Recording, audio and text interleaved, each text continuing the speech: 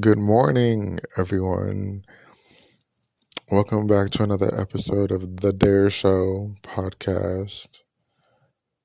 Or is it the podcast? The Dare podcast? No, I think it's Dare Show podcast.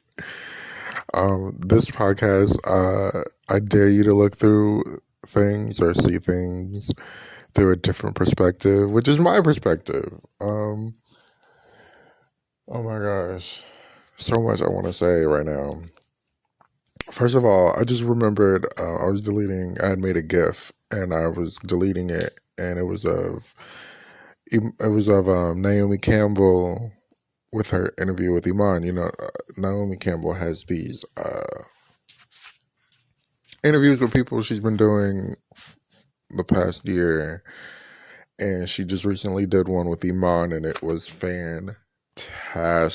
I loved it, and it's like, you don't always see these sort of black legends in their own way talk to each other, especially like in certain industries, like the fashion industry. Like, you rarely see like a Tyra talking to Iman or talking to like a Beverly Johnson. There's not even that many black supermodels that are kind of still supermodeling from back in that time, like Lorraine, Pascal. She's on the Food Network, and Naomi's still modeling. Tyra's doing whatever she's doing. Cynthia Bailey. My thing about Cynthia is I don't see a whole bunch of photographic evidence that she was a supermodel. All I have is like word, like Tyra said it, and I think like a couple people have said like, oh yeah. So I'm like, I guess she's a former supermodel. Like, even like her present day stuff isn't. It's like, what? You were a You were a soup. Oh, okay. I guess. Um, but now she's a housewife, so whatever that is. Um, and then like Beverly Pill. She's not such. These people are like stepped off, and you don't really see a lot of like big names talking to each other. And I think that's kind of what Naomi kind of wanted to do, or talk to her friends. But the interview with Iman was so good. It's like taking you back into time, and you're like, sometimes I wish I can go back into that like '90s time period, and like sort of like not live it, but like see it from like a fan point of view, like we're doing now, if you get what I'm saying. Because like she was talking about how she went to South Africa, and Naomi couldn't sleep. There's just so many stories. Naomi couldn't sleep because they were actually living on, I think it was a grave site, a former grave, or people have been buried underneath the property that they were like spending the night on. And so she was like, remember when I would come over to your room and like, can I sleep in your bed or whatever? She's like, yeah, you can get on the couch. So she would like sleep on the couch, and like it's just like this camaraderie and love and sisterhood, and like this experience that they both live. Like, they both talked about how they weren't getting paid. Wait, was it not getting paid? I forget. Is either not getting paid, or the makeup was like, no, I think it was not getting paid. Oh, it might have been both. Hell, but like them not getting paid the same as the other models. And like once Naomi came, like she had a little bit more allies, but Iman was like, why should I show up to, oh no, Naomi was like, why should I show up to this when I'm not getting paid? Or why am I not being casted for this show or whatever when all these other girls are? And then they talked about, like, I think it was Parisian designers favored black models more, and there was like one show, or was it Terry Mugler? Oh my gosh, my memory. Okay, my memory. That's one thing. Um, I guess I didn't mean to talk about it. I just remember like it was such a great interview, and she talked about her makeup line and why she stepped out of fashion. Like I talked about Iman a couple of weeks ago, not a couple, like a couple of months ago at this point, because I've been. This is my 18th episode. I cannot believe it. I've been doing this for like 16 weeks, and that's a long time. Thank God I'm still doing it. Thank God I really do enjoy doing this. Um, but sometimes the work, like I want to come with some good information, and I'm like, oh gosh, now I have to go read a bunch of stuff. So yeah, but that Iman, and it was just so great to see that. Iman looks like she has some work done, but Iman still looks really good. Um, and she's a grandmother, and she's just like having fun, and she's like 60, 65, I think, or something like that. And like, oh my gosh. And then Naomi like 51. She's about to be 51 this month or next month. She's a Gemini. Patty's birthday is on the 24th of this month. We're in May already. Oh my gosh. And then another thing I want to say was I'm seeing a lot of slanderous things about Christina Aguilera on Twitter. And like I just read like all this week, this last couple of days, I've been seeing some like questionable things, and I'm not sure why this is coming up. Um, because Christina Aguilera, somebody said, I think his name is Justified or something. He was like, "Is Christina Aguilera a good singer?" And then somebody else was like, "Christina Aguilera could have been the voice of our generation, but now she wants to sound like a."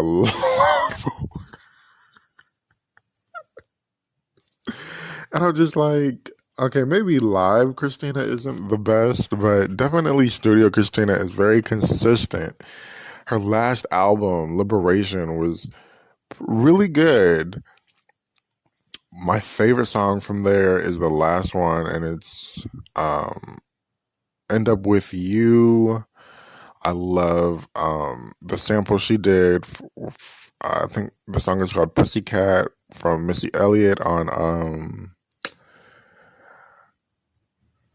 right now. I gotta tell you right now. Oh, I'm forgetting the name of the song. I meant to look up this stuff. I'm not gonna go into deep, but I love the Back to Basic album. That's a phenomenal album, top to bottom. Back in the day, Ain't No Other Man, Understand. Then we go to the second disc, Candyman. It's just on and on and on and on with great songs. Um, Bionic. I was thinking like she says Bionic was ahead of its time, and I think it kind of was. Like maybe a couple of years ahead of its time. She was working with Sia. She was working with like all these different producers. Bionic, to me, this first half of the album is fantastic. The second half is not my favorite. I love Des Duna Day. I love Bionic. I love the song she did with Nicki. Just great. And then the one after Bionic, Lotus, it kind of flopped. It definitely flopped. It wasn't the best album, but it's a really good album. Like again, the first half is my favorite. Your Body and um, The World Moves, or whatever the song is she did with CeeLo. Just great songs. She's a great vocalist. And then there's that time period. I can't think of the time period. I want to say it was after 2012. It was like probably like 2015, 16, 17 when The Get Down on Netflix came out, and she did some songs for the soundtrack. Um, Fantastic. Hold on. Let me bring this up because I want you guys to know the name of the songs. Excuse me, that she did because they're really good. She really gave like really good vocals. I'm like I'm saying, she's very consistent with her vocals, and it's unfortunate that Justice for Bionic didn't get justice with The Justice for Glitter did. Oh, come on, Spotify, don't do this to me. Like I said, it's unfortunate that Justice for Bionic didn't get justice, but the people, the Lamely came through and gave Glitter its justice, which it deserves. Oh my gosh, and don't forget about the Burlesque soundtrack, which was nominated for a Grammy and didn't get the Grammy. I feel like that really deserved a Grammy. I think it was like best soundtrack. Those songs, her vocals, she really delivered. Cher delivered. The Beautiful People, incredible song. Bound to You, Show Me How You Burlesque, such great songs. Okay, Telepath and Change. I think those two came out at the same time. Great songs. Telepath, she's giving you up and down vocals, really consistent vocals, really sounding great. Change is probably one of my favorite songs by her now at this point because she's really giving you like, ooh, them vocals are sick. Ooh, did not mean to play that. Accelerate. Pipe. That's what the song is called. Pipe. From what's the name? From Liberation. Without You, On Our Way. I love those songs. Slow Down. Oh, I didn't love Slow Down Baby at the first, but I really do like it now. Welcome. Hurt. Come on, Hurt. She was giving us it in 2006. Sex for Breakfast, Prima Donna, Glam. Okay, so anyways, let's not do any more slanderous things about Xtina because Xtina is very consistent vocally. I think she's working on another album. She just did like a Vegas run in 2019. It's so crazy. 2019 seems so far. It seems so yesterday, but it's not so. Like 2020 really fucked us up a little bit because everything was like, wait a minute. Back to our scheduled programming. So this week, I think on today, Bel Hommage was released, and that was Patti's jazz album and her first album in 10 years at that point. And we're going to celebrate that a little bit later on the, what's it called? On the, my main course segment.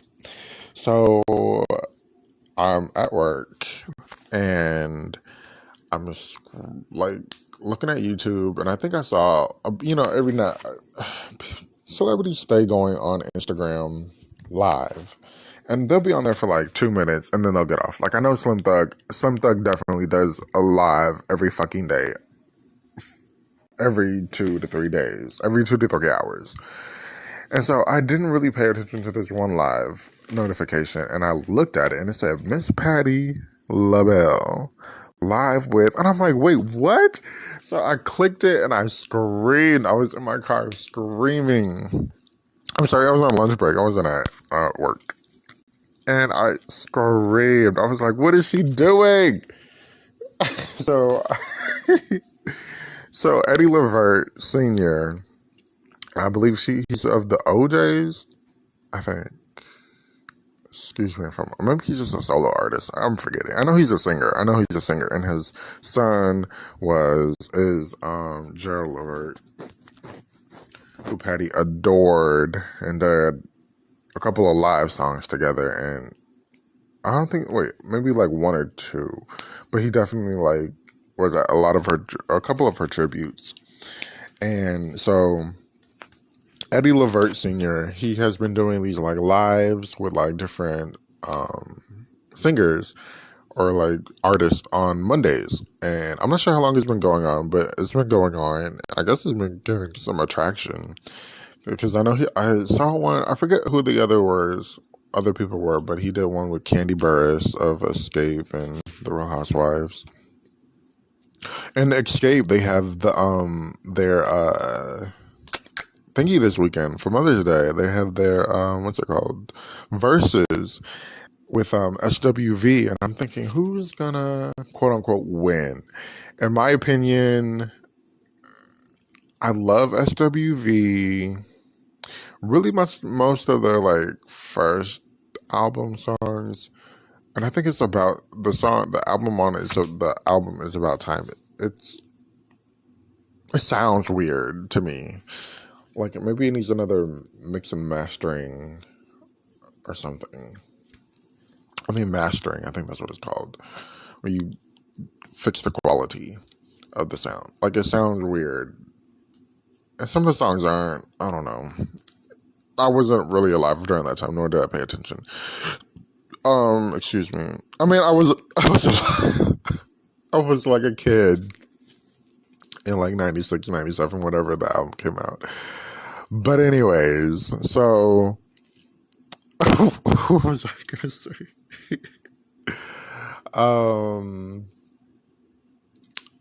In my opinion, excuse me, I think Escape is gonna. I do like a more Escape songs than SWV. Although Coco is fucking talented, incredible vocalist. Escape has Candy, who holds it down. They have Tiny, who I did not know. Y'all know what? I have been watching Tiny for years. Not in like a... Like, I've known about Tiny for years. I never was really like a T.I. Hustle watcher or whatever she was on. I did not know Tiny could sing. I don't know what it was. And I did not know Candy was in a group. Like, I knew she would like bring it up on the Housewives, but I was like, I never was like, oh, let me go and look who Escape is. I never really like necessarily cared. Like, I feel like her Destiny Child writing and Mariah Carey writing and TLC writing was like sort of at that point. And I think at that point she was done with the group, so she didn't really want to go into it. So she just talked about her writing. But I'm like, Candy was in a group, Candy. And I'm like, okay, Candy could sing. And Candy, produced Tardy for the Party and a couple of other songs and Fly Above, which I really enjoy. And I'm like, I did not know Candy and Tiny was in a group. I did not know Tiny could sing at all. Like, I don't think Tiny's ever sang on the show, on her show with T.I. and just like all this other drama kind of triumphed her talent. And then I guess T.I. didn't want her. T.I. wanted her to be a wife at a certain point, I guess, and not be an artist. Like when Escape came back, she was really like, he really wants me to stay home or whatever. He doesn't 100% support this, it seemed like. I did not know Tiny could sing. Tiny, and then that video when Escape came back together and they did that acapella of Tonight. Oh, I was like, what? I'm screaming still. Candy could sing. They have Candy, they have Tiny, they have Latasha, and then Tamika. I was trying to think of her name. Tamika. Tamika to me is she could have been the lead more. Because to me, Tamika has a better voice than all four of them. Maybe a more dynamic voice. Latasha, she's good, but I feel like she's stuck in the Beyonce 90s runs. If you know your Destiny Child history, Beyonce stayed running for her life from like Writings on the Wall into Survivor, especially the Writings on the Wall era. She was just running and running bills, and oh my gosh. Speaking of that, I was just thinking like, I do love the Writings on the Wall as a full album, but Bills, and what's the other song called? Bills, and Bugaboo. They kind of remind me of each other. I feel like they're the same song in different tempos. The same melody, sort of, the same song structure, the same like Kelly, you sing here, Beyonce, you sing here, y'all sing here. Yeah, that's just a little thought. But anyways, back to the verses. I think based off of Who Can I Run To alone, I feel like Escape won. And then, there's all these other songs. Just Kicking It isn't that crazy of a good song. What else do they have? I really can't think of any other song they have. But yeah,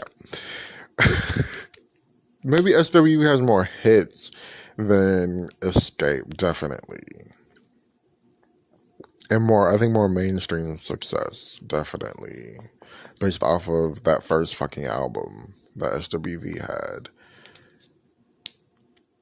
But then the thing was, all three of Escape's album went platinum, which is really great. Okay, so anyways, what was I talking about? So yeah, Eddie Lavert Sr. He did an interview with Patti, and he does these interviews on Mondays. And I guess Patti had been trying to.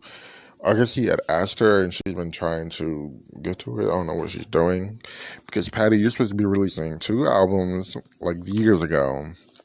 I guess I'll talk about this interview with Nona next week. I'll get some more notes and stuff, because she did this interview with Nona Hendrix from, her sister and bandmate of LaBelle, and it is one of my favorite interviews. I'm glad it's still on Sirius. If you're listening to this now and you have Sirius XM, go ahead and look up Nexus with Nona.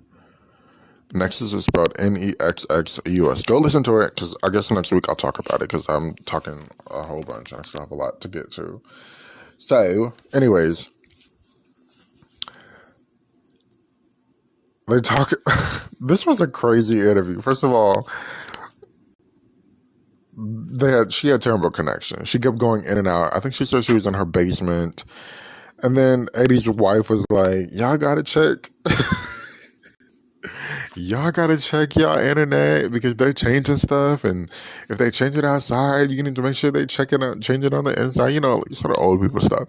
Anyways, if you want to watch the interview, it's on my YouTube page. Go check it out.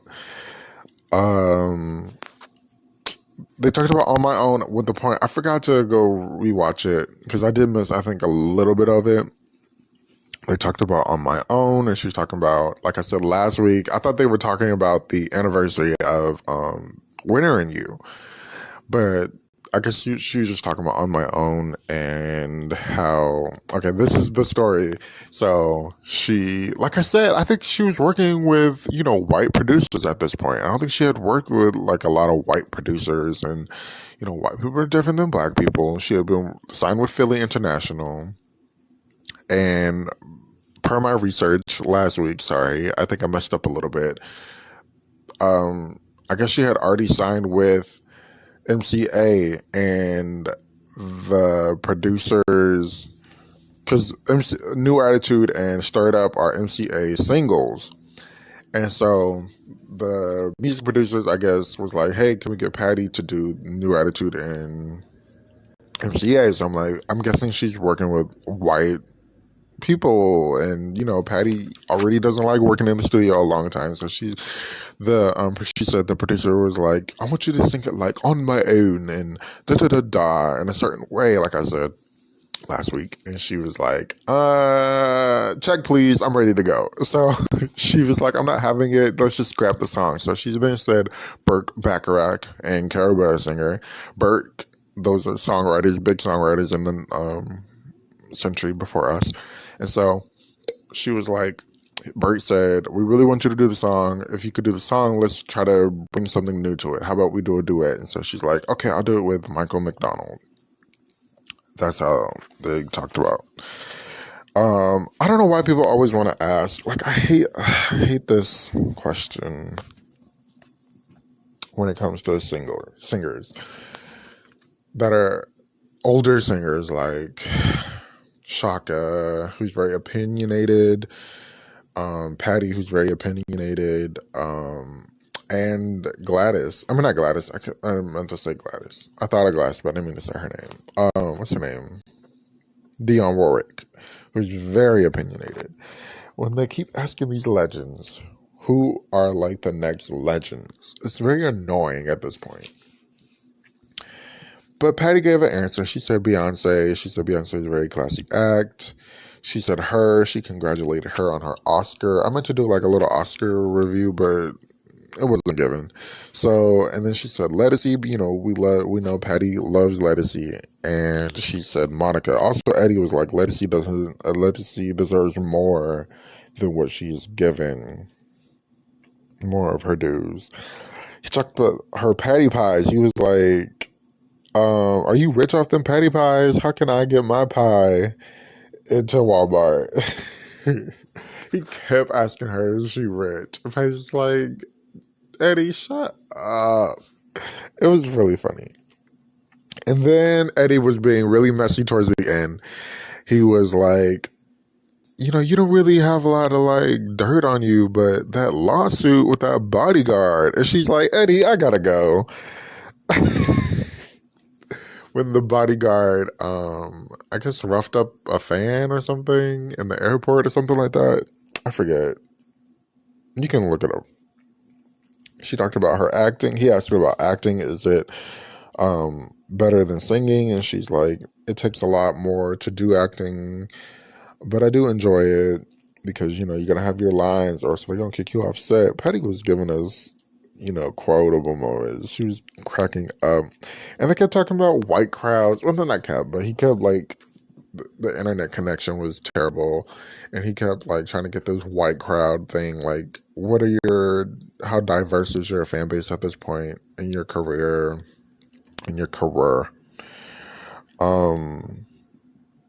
She talked about, he asked, about duets with male artists, and she was like, no, I didn't do anything with Luther, and I just was thinking last week, or a couple of weeks ago, I think I might have said it or not. I know I tweeted the journalist, Craig Seymour, and I was like, why didn't Luther do more with Patti? Or, yeah, because I'm like, he kind of sang with Diana, he sang with Dion, he produced and sang with Aretha.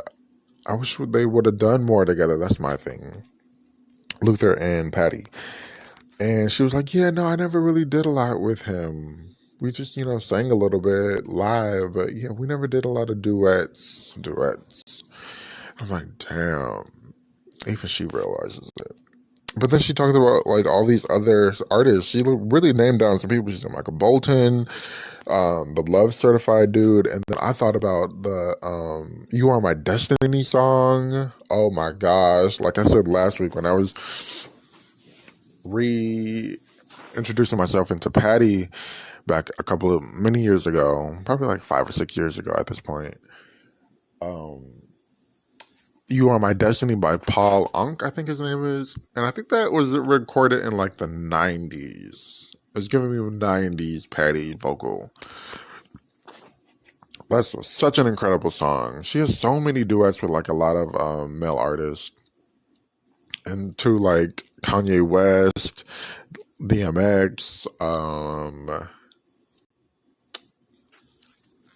I think she did backgrounds for Teddy Pendergrass, a couple of country artists, Paul Anka, like I said. Patti just gives us diversity, which is really great. And she's really good at it. Like the Country Love Certified, that's a really good song.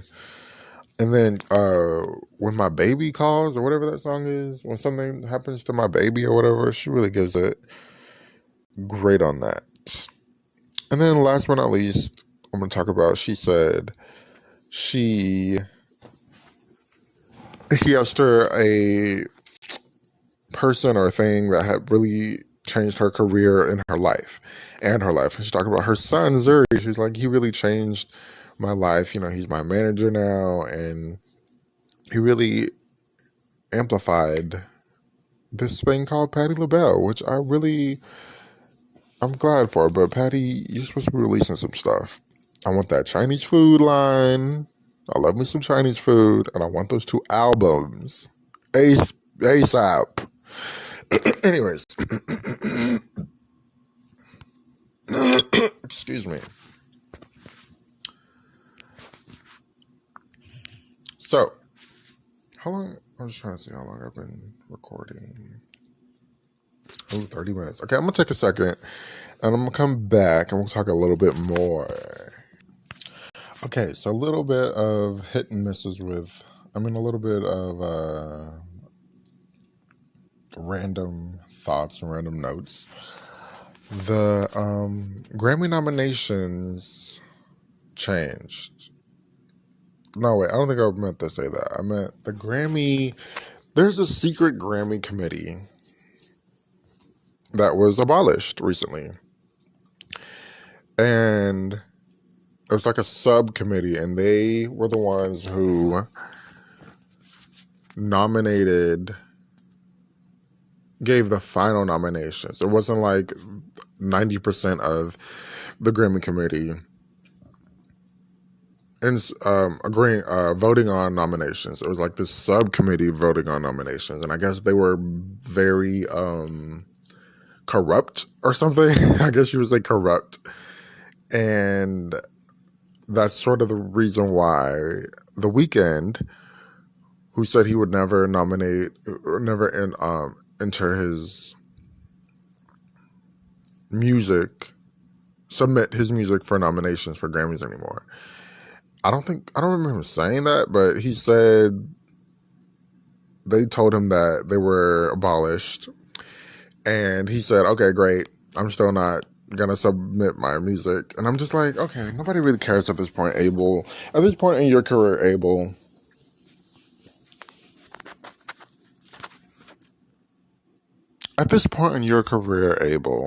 I don't think you're giving what you think you're giving. Okay, that's all I have to say about that. But it's very interesting. You know, Harvey Mason Jr., he's still over there at the Grammy committee. Like I said, Beyonce, I believe he had that conversation with Beyonce, and it wasn't something implied. Beyonce's like, y'all didn't give me lemonade last time. And he's like, that's not my fault. And she said it wasn't. And that's all she had to say about that. And, you know, they still didn't give her any of the big categories. But also, I don't think Black Parade was hitting like Song of the Year, Record of the Year like that. But anyways, so yeah, that subcommittee, I guess they worked on about 15 out of the 300 categories and those were like the main categories. The 15 categories that the subcommittee voted on were the main categories. So my thing is, I don't think it's always about the nominations. I think it's about the winners. I feel like 70%, 60, 70, even 80% of the time, the nominations are good. But I just feel like the winners aren't always diverse or aren't always reflective of what's really going on in the world. That's the only thing. I don't think it's about the nominations. I feel like it's about the winning. But Harvey Mason, you do what you got to do to keep your job and act like you're making change over there. Congratulations. The Billboard Awards are problematic again. They are, I think, the 26th of this month or 22nd of this month. What the hell is that? Anyways, Carrie Underwood, you know, I've been standing Carrie this whole month, 2 months, 3 months now. She was nominated for some interesting, interesting categories: top country female artist, top country album, top Christian album, and top Christian artist. Oh, basically all the same. And I'm just like, how is country and Christian being the same thing? Okay. Anyways, I'm just like, it's interesting. Congratulations, but it's weird. Miss Beyonce. I don't know where these residency rumors came from or why people think she's doing. Okay, my thing was, B. Scott in December was like, Beyonce is prepping for a residency.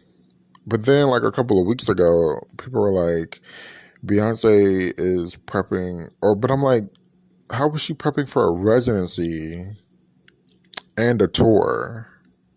Or maybe I'm mixing those up. Now that I think about it, I might be mixing those up. Because she was supposed to go on tour after Black is King dropped in 2020, in the summer of 2020. But that was canceled. So now people are like, she's talking about a residency.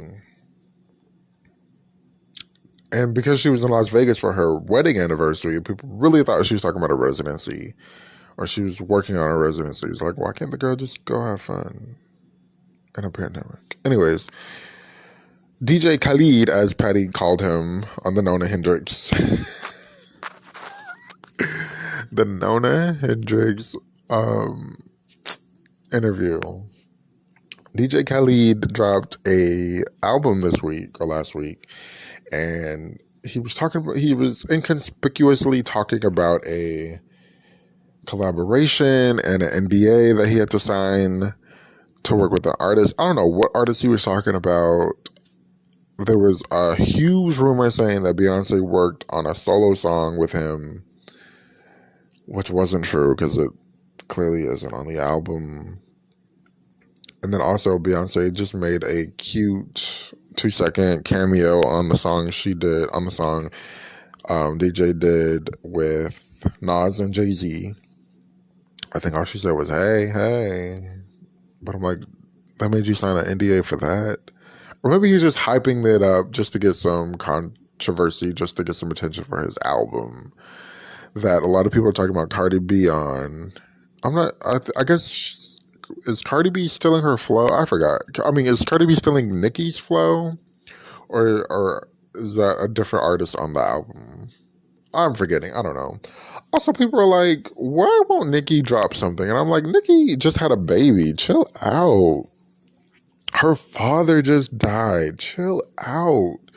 Her husband is going in and out of like this crazy legal sex offender registration shit. Chill out. Yikes. I don't know. Last but not least, before I get into Bel Hommage, I want to say, what the hell is going on with these recipes online? When I was a kid, I would go online, the Food Network or any other recipe site. I would click the link. The recipe would give me 1, 2, 3, 4, and then the directions on getting to the recipe. Nowadays, you click a link. You're looking at a full bio of the artist. I mean, of the cook or chef.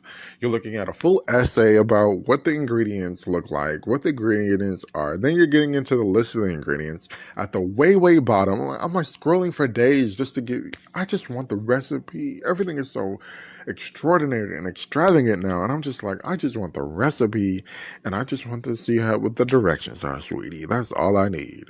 Can we go back to that? Make some noise shout out if you know what I'm talking about. All right, I'm going to take a quick break, and when I come back from my main course, we're going to talk about I think it's the 5th anniversary of Patti LaBelle's jazz album Bel, or 4th anniversary, Bel Hommage. Are you ready? Okay, so first of all, I'm back. Secondly, we're talking about Bel Hommage. And the next, I just noticed Patti, I've been like getting my review schedule together and I'm trying to make them better. I know I'm a little long-winded and weird and it sounds a mess sometimes with the reviews about the music. I'm trying to get it better. I'm trying to condense. I'm trying to categorize, mentally get it all together. Okay. So I'm noticing Patti really released a lot of her music, or a lot of her music, not my favorite parts of her music, and like the summertime months, mostly really May and June, which is hilarious.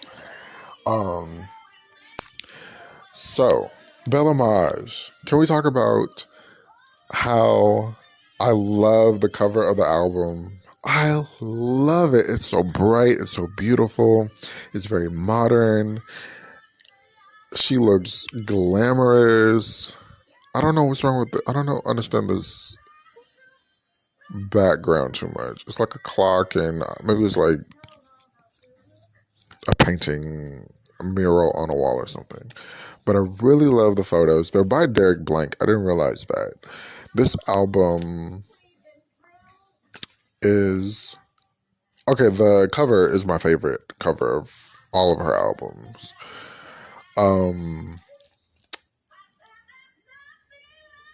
The EPs are from Armstead, her ex-husband, and Zuri, her son. I don't know exactly how much weight that has, but she did say that Armstead told her to go make a jazz album, sweetie. And she's like, what?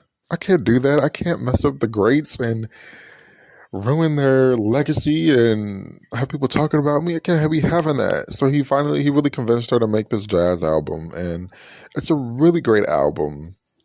It's her first studio album in 10 years at that time. It came out in 2017. Another EP on the album is Jamar Jones, who went around with her and promoted the album when she would sing the songs. Mostly the Jazz and You. The Jazz and You, this album came out number 2 on the top jazz album charts, on the top album jazz chart. Which is great. It finally has a Wikipedia. I think for a second it didn't have a Wikipedia. It's her first album from her record at that time, her first album. GPE Records. And I think that's her granddaughter, Gia Patricia Edwards. So cute. The album comes out swinging with The Jazz in You. Now, this album really, I love me some jazz. I'm not gonna say I'm not a huge fan of it, but I'm not like a stan of it. Like I'm not like I do love me some jazz music. I love me some Kirk Whalum. That's probably all I know. I'm not gonna get too much. Like I know jazz like that, but I do enjoy some jazz and some I love the horns. I love the piano. I think the horns and the piano are my favorite instruments. I wish I could play the piano. I love the horns. Section. What was I gonna say? The Jazz and You. She came out swinging. Oh, jazz music.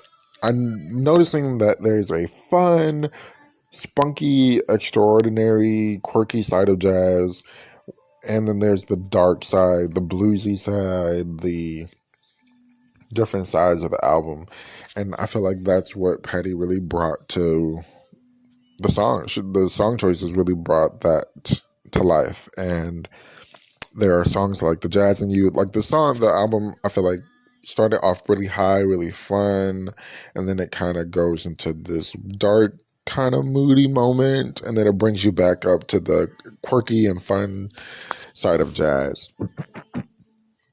It kind of takes you on a little bit of a journey, musically, not so much like lyrically. The Jazz and You, she came out swinging. I have no complaints. Great music, great song. Although the song does feel like it's a little bit too long. Like watching her sing it sometimes, like, okay, we can move along. She gave us really great vocals.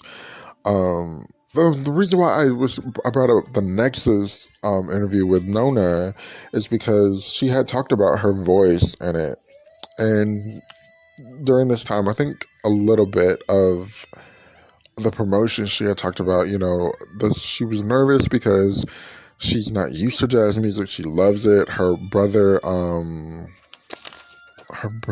Junior, I believe he played, oh crap, where is it at? He kind of introduced her to jazz. Oh crap, where's the note? Oh, here it is. Yeah, her brother introduced her or would play jazz music around the house. And that's kind of her introduction to jazz. And, she paid homage to all the people she loved. Nina Simone, Shirley Horn, Moody, James Moody. But The Jazz and You, great song, great intro to this journey. Next up on, I love the sort of interlude, or how The Jazz and You goes into the next song, which is Wild as the Wind by Nina Simone. And wow, I think that's really one of my favorite songs on the album. She really is a ballad. Patti loves a ballad. She really Like I said, she takes her time with the song, letting her voice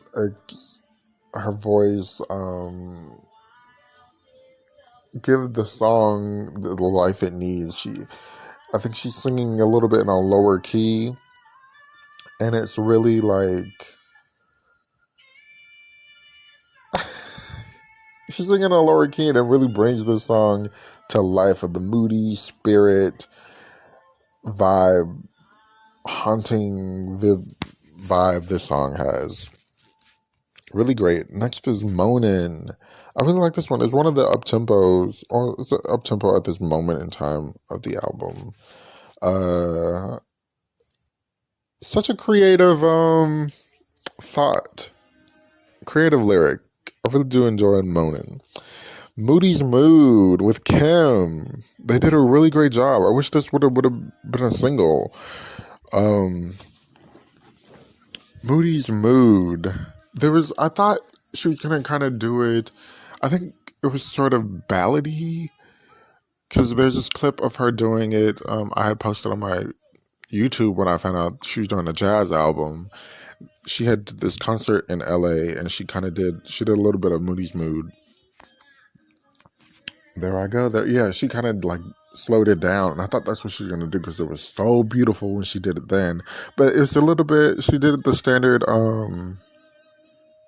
up tempo version of it with Kim, and they really had great energy. I really do wish it was a single. I wish he had a little bit more singles. I think the Jazz and You and Moanin' were the only two singles, and then she did Here's to Life live a lot. Great energy, gave it the energy that it requires. I wish she would have did some of these songs live. I thought when I saw her a couple of years ago, I thought she was gonna do a little bit more songs live, but I guess not. Peel Me a Grape, another fun, the fun, moody side. I mean, the fun side of jazz. Peel Me a Grape, really fun lyrics. Another song I wish she would have done live. I Can Cook. This one really gives us life because this is one of the first fast songs she did on one of the first up-tempo songs she does, and it's a little bit more lively because I think she has like different backgrounds, and Debbie Henry's on the backgrounds, and it's like different structure of the song. It's kind of fast, it's kind of slow. I Can Cook. At this point, she was promoting her album, the jazz album, and her cookbook, the dessert cookbook, Desserts Labelle. And this would have been fun to like mix in with some kind of promotional way with the Patti cooks. She's like 4 or 5 cookbooks, the desserts, the Chinese food line that's not out yet. I feel like this could have like been a corny, cute way of pairing them together. Yeah. And then, she hits that high C note, giving us a little more vocal. And then, there's those songs like Don't Explain and Folks Who Live on a Hill. I think Folks Who Live on a Hill is one of my favorites that she does. Excuse me. The Folks Who Live on a Hill. Such a beautiful lyric, such a beautiful song, and then she emotes it so beautifully. I love it. And then, there's the darker songs, moody songs like Don't Explain. There's there's Don't Explain, Song for Old Lovers. I don't really know that song because I didn't like that song, so I haven't really listened to it since the album came out. Go to Hell. Go to Hell. Another fun song. The backgrounds are everything. The extras are giving it more personality. Really, really fun, great song. Go to Hell. like I said, the crazy, extraordinary, quirky side of jazz is really extraordinary and crazy. I can cook, peel me a grape, go to hell. They're very like powerful. And then we have the last song she did called, sorry, I just called Here's to Life, which Shirley Horn made famous. Um, I think she's singing in a slightly slower range, and it brings the song so much emotion by her doing that, bringing it to life. Um, this is a long song I don't mind hearing. You really love, the lyrics are so good. You can tell she loves the song by the lyrics. It's just her and a piano, her going in on the song, bring her Patti way to the song. Patti really brings a cover song to a Patti song. She really makes it her own. And I feel like this song could have been like on Gems or Flame. It does give kind of like a simplistic 90s vibe that Patti kind of did. You know, Patti was very ballad heavy-ish on Gems and Flame. Really great song. I love this album. Yeah, I love this album. It's a really good album. Thank you for this, Patti. Thank you for the jazz and us, Bel Hommage. I love that title too, Bel Hommage. They really brought with the creativity with this one. I mean, I guess you had to with jazz. Beautiful tribute. I guess that's what that means. Beautiful tribute. So that's it. What are your favorite songs from the album? I think mine are Here's to Life, definitely. Folks You Live on a Hill. Jazz and You, I guess those are automatic favorite. And another one, Wild as the Wind. And also, she really promoted this album. She was doing interviews. She did a really good interview with this guy from, I think it was Women's Daily or something. What else? She really promoted this album. Her voice is coming back. She was on like Steve Harvey. She was on the QVC. She was on Rachel Ray. Really great. I really enjoyed this. This was a really good period. So yeah, thank you for listening to the Dare Show. You can follow me on Instagram. Tell me, what are your favorite what's your favorite songs from the album? Listen to this on. I'm trying to figure out what's going on with Apple Podcast. I'm gonna try to figure that out. I'm gonna try to get this podcast a little bit more tighter, a little bit more interesting, a little bit more. What's the name? A little bit more structured, I guess. I'm gonna try to get an intro and definitely get some art going better. But thank you for listening. Leave a comment. Tell me what you think about what I talked about. What are your favorite Xtina songs? What is your thoughts on Xtina? I know people are very like strong-headed. They either really like her, really don't like her. She's had she's had crazy ass moments. I'm thinking about the time with Etta James at a James funeral, and she had her period. What a mess. Not in a bad way, just like, oh gosh, Xtina. Excuse me. But yeah, thank you for listening. Follow me on Instagram at My Love My Need Tonight. I'll be back next week. I think next week is Timeless Journey, I think. Oh no, I think next week is Gems. I'll do a little review on Gems. Ooh wee, Gems. Okay. I gotta go. Thank you for listening. Peace.